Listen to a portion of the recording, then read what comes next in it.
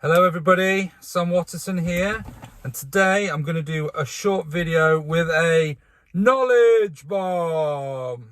Okay, and in today's knowledge bomb, I'm going to talk about pets in rental properties. So one of the most common questions I see asked on property forums is, I've got an applicant and they've got a pet, or I don't want pets, or whatever. Okay, so one thing I need to make explicitly clear is you cannot say no pets, because the Housing Act states that all pets must be reasonably considered. Okay, so what this means is, if you put in your tenancy agreement no pets, your tenant can bring a pet in, and if you go, oh, you've got a pet, I don't want you to have a pet, and they can demonstrate that there's no issue with the pet, i.e. they've got an outside cat who just goes in and out of a cat flap, or they've got a dog that small dog that makes no issues, then you'll be forced to keep the pet.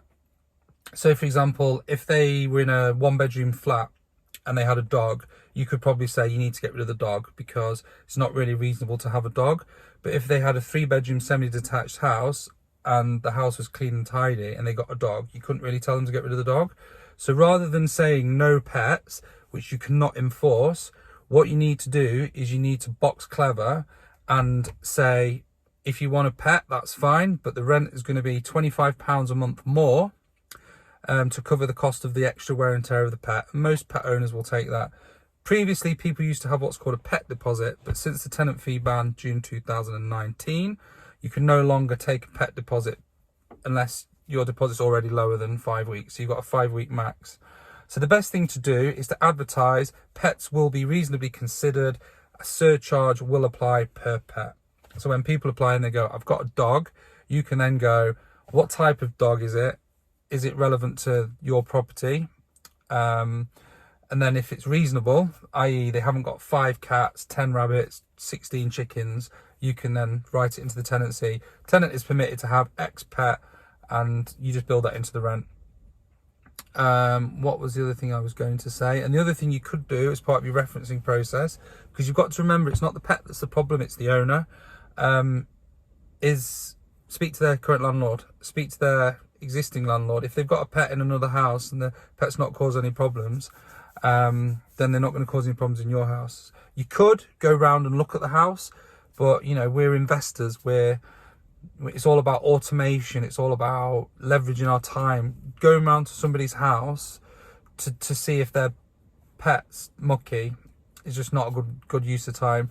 Realistically, most people in decent family houses will look after them. Okay, so if you've got a shit house, you're going to have a shit tenant, and if the tenant's probably going to have a shitty little dog and they're going to cause some damage. If you've got a nice house, you'll attract a nice tenant, who'll have a nice dog, and they'll look after the dog.